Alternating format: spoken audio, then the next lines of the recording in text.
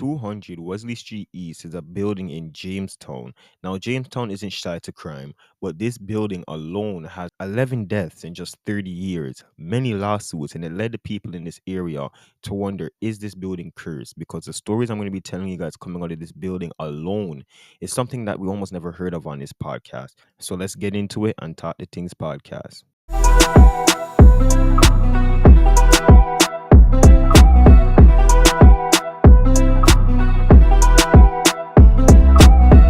All right, everybody. So, how I'm going to do this video is a little different than I do my other ones because there's so many stories coming out of this one building alone. I'm only going to do 7 of the main ones that really caught my eye. But can you believe 11 deaths in one building alone? Now, I guess that's a lot when you think about that. It's just coming out of one building, not a whole area. Some buildings probably have around that same, but when you hear these stories, it's going to be like, huh? There was 3 separate people that fell off a balcony on the same floor in just a few months. And this was in 2013. Now, there was no foul play found. None was suspected. But I want to read you guys a news clip so you guys can hear how, I guess you can say it, like, hairy the situation was. You guys listen to this. It says, on November 17th, I knocked on the door of an apartment on the 22nd floor of 200 Wesley Street East. The man who answered was polite, claimed to know nothing about what occurred in the unit alongside 2 deaths. 2 men tumbled off of the balcony 4 months apart, and said he just hung up the phone after speaking to his next door neighbor who was staying elsewhere for a while. Only 2 days before Christmas, someone from the apartment where the star had gone seeking information where that nice young fellow had opened the door to a stranger fell from the balcony and was killed. Initial media reports indicate the victim was probably a visitor rather than a resident. I don't know if the dead man is the individual I spoke to 5 weeks earlier. No name was ever released by the police. So, you guys heard that, and let me just say it again so you guys can really understand. 2 people, I don't know if it's the same apartment. I think it's along those apartments. One probably beside them, because there's 2 people beside one in front of you. So it was one of those apartments that 2 people wind up jumping off of the balcony. No reason why. And then it's suspected to be the youth that answered the door to the police. Well, not the police, the news who was asking about that situation winded up jumping off of the balcony and died. Now, like they said, they're not too sure if that's him, but if it was him, is that not fucked up? Is there something not wrong? Is there something not why are these people just flying off the balcony like this? You know what I mean? What could have caused them? Now they suspected Sue. Yeah, I'm not gonna say the word because you know how YouTube stay, but they suspected Sue, and I don't know, but let's move on to the next case. So in this story, this happened on July 25th of 1991, and there was a 30-year-old by the name of Norma who passed out in her bed. And they were drinking. Her and her husband were drinking that day, so she was passed out, not like got leak in her head and dropped down. But you know when you're drunk and you pass out, but the husband wasn't passed out, not yet. The man went into the bed, got a bathrobe tie, and strangled her to death. There was no reason why. We don't know what floor this was on exactly, but once again, this happened in that same building. Now let's move on to story 3. Now this one happened on Tuesday of November 9th in 1993, and there was a man who called the building security because he couldn't get a hold of his girlfriend. He haven't heard of his girlfriend in about 7 days now. For your woman that you know that you guys talk every day, multiple times a day on FaceTime all the while. I don't know if FaceTime keep back in 1993. Obviously it didn't, but you would talk on the phone same way. So for him to not hear of her for so long, something was wrong. So the security went up to the 8th floor, and when they went to her apartment, they realized that the door was unlocked. So the security man then went in there and found lady by the name of Catherine Clark. She was dead, and they don't know how long she was dead for in there. They counted it as suspicious, but it was around 4 p.m. when they found her body, and no other info has came out with the situation. Now you might wonder why I don't have much pictures and stuff up in this podcast, because you guys know I usually like to put pictures and stuff to keep you guys entertained, but there's no picture, there's no news clip, there's nothing other than the little articles that I'm finding. There's nothing on these people, no picture, no nothing of the victim them. So shit, there's some of them and you guys are gonna see, but not all. I want to move on to the next story, story 4. This one happened on June 28th of 1997. There was a 42-year-old man who was found on the grass of the west side of the building, just lying there. But what we wound up finding out was that he was beaten and thrown off of the 19th floor balcony. So here's the next person. That's 4 people now get tossed off a balcony. The first 3 they said just jump. This youth was beaten and dashed off, a 42-year-old man, beaten and flung off of the balcony from the 19th floor. Now, this building is tall as shit. I don't know if you guys can see in the pictures and stuff. You guys must have seen by now. This building, I believe, has 30 something floor. Western buildings and buildings in North York and shit are always tall like this. Scarborough buildings are never really this tall, but for an apartment building, this is extremely tall, especially a housing building. Housing building usually don't pass like, I'll say like 22. The most I seen buildings go up to is about 22. This building went up to 30 something, and there's 17,000 people living in this building complex alone. It's the densest in all of Canada. So you can imagine how high the man was flying off of the 19th floor, bro. So and the other people them was the 22nd. I'm surprised the body them don't explode by the time it reached the floor. But that's all we have on the case. There was no other info to come out about it.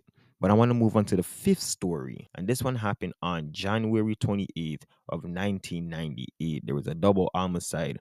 A 60-year-old and a 40-year-old was found dead in their apartment. We don't know which floor it was, but they said that the cause of the people's death was blunt and sharp force trauma was the cause. I don't know what you mean by sharp. I guess they're trying to say the man got like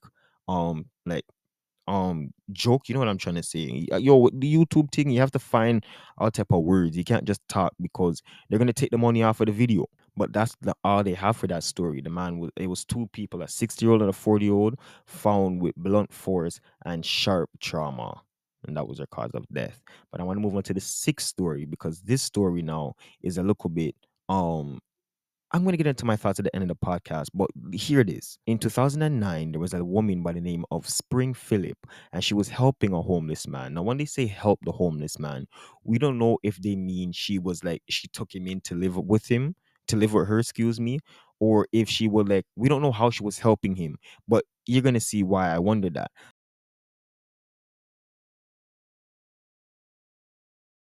Because on December 5th of 2009, she was SA'd, she was assaulted, and then she was murdered in her apartment on the 27th floor. Yo, this building is I would never live on the 27th floor. I would have took the stairs because if you know me, I'm scared of elevator, bro. When I lived in buildings, all I ever did was take the stairs or wait for somebody in the lobby with me to take the elevator up. If nobody don't come in 5 minutes, I'm taking the stairs, bro. I don't fuck with elevator. So imagine living on the 27th floor. I would have took the stairs. But she was badly beaten and found the next day with a bag over her head. So I believe she was found on the 6th of December with the bag over her head, badly beaten on the 27th floor of her apartment. This is crazy because I'm going to get into my thoughts at the end of the podcast. But the seventh story happened on January 3rd of 2014. And I want to read you guys a news clip to explain this story. And it says a 2-year-old girl was found dead. Police searched the seventh floor apartment after the toddler was found dead. Police are characterizing the toddler's death as suspicious, although it's unclear if foul play was involved. So, with many of these cases, there's nothing like that's what it is that they have to see. Well, there's not much more to follow up after this. But I seen this case, and they were saying that it was there was suspicions. There were suspicions because something like they think that she wasn't being really taken care of, the environment of the house or whatever it was from our next article that I seen. But there was no real story of exactly what happened.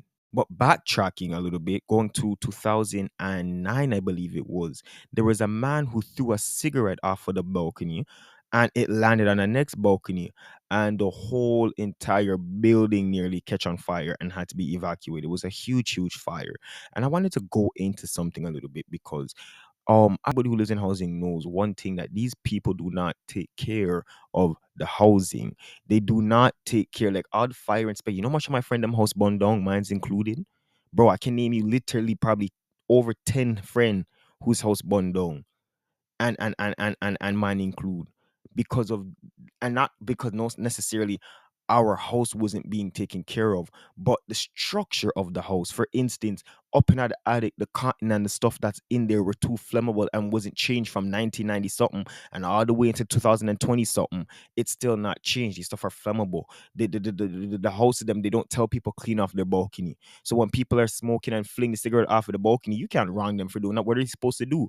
Did they expect it to fall on somebody else's balcony and nearly catch the whole building on fire? But if they kept the regulations and sent the people to inspect these houses, they will find the cotton in the attic. They will find that the balcony is full up of things and can't be like this because it's a fire hazard. But the people them neglect the housing. So there was a lawsuit and they wound up winning $4.8 million, I believe it was. And I don't know who, the owner was the owner of the building, or the housing manager, whatever it is, the person that owns that building or runs that building. It was him who lost the lawsuit for 4 point something million. And I don't know if they distribute out the money to the people in the building, but compensation was gave. And next thing that I heard was that the building completely flooded out. Now, this is a person who lived around there or lived in the building that got this from. Said that the building completely flooded out and they had no power and no water for days. Days. I think I remember hearing about this on the news. But like shit like this is like, how does this happen all so much in one building and nothing gets done? Nothing don't get done for years, decades. Don't you hear how long this stuff in this building has been happening for? They hired the security, but there was even backlash with that because there's a picture of the security them sitting on the table sleeping. They're saying that that the security them weren't doing their job because for the time stuff still happening in that building. Like I say, buildings in Toronto have crime. Apartments usually don't have so much happening unless you live in some terrible fucking hood. Usually there's always one or two shooting, maybe a death here and there. Depending, like I said, if you live in a bad area, you have more shooting than regular.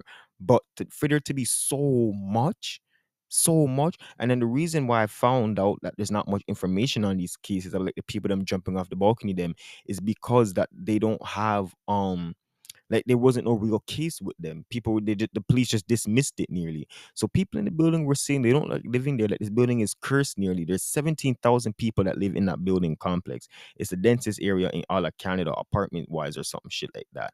But I'm gonna get into my thoughts on this. And my first thought is that the building has to be or might be cursed. I would say might be cursed because when there's so much unhappy spirits and spirits that left this earth in that way, they're going to be angry. And next thing was why so much people are falling off the balcony. They did not take precaution after that. I know there's not much you can do. But all on the same floor, something just didn't sit well with me. And next thing now was that people should not take in homeless people. God rest this woman's soul because she was doing a nice thing. She was trying to be a helpful lady. But a lot of these homeless people are batshit crazy and they don't care for nobody but themselves. A lot of them have family and people say, well, why don't their family take care of them? Well, there's so much that you can do for a grown man. A lot of these people have mental illness. They don't want to get the medicine. A lot of these people take drugs, and it's like when you're a big grown person, what much can your family do? So when you see these people out on the road and stuff, I think it's best to just leave them. I know I know you might have a good heart and would want to help, but it will lead to things like this because we just don't know who these people are, what these people are up to. You know what I mean? So I just don't think that that's a good idea. The next thing I was wondering was why the hell did that man strangle his wife? Now, yeah, you guys were drunk, but a lot of people say when you're drunk, it brings out true feeling. What could have caused it? And then, for you to use I'm wearing a robe right now and I'm looking at the strap, like this is what you use. That's a lot of force and hatred and anger that you had towards this person. I watch a lot of true crime, and stabbing and strangulation are one of the most personal types of murder. So if you're doing that, there must be something that you really had against her. Did you plan this? Did you purposely get her more drunk than you so that you could execute this? What happened? I don't know. And I already stated my last point at the beginning was that they just don't take care of housing. I know so many people whose house burned down not to our neglect. Nothing does not get checked and they need to take care of housing more. A lot of times it's not people's choice to be living on housing. Life has other plans, bro. And some people come from different countries and not everybody deserves, just because they're in housing, deserves to be living the way they do. You know what I mean? Like housing is supposed to be a place where you can save up your money, work and do what you have to do in society until you're able to buy a house. It's not meant to live forever in, but at the same time it needs to be taken care of. So you guys let me know what you think about this episode down below, and we will talk next time on Talk the Things podcast.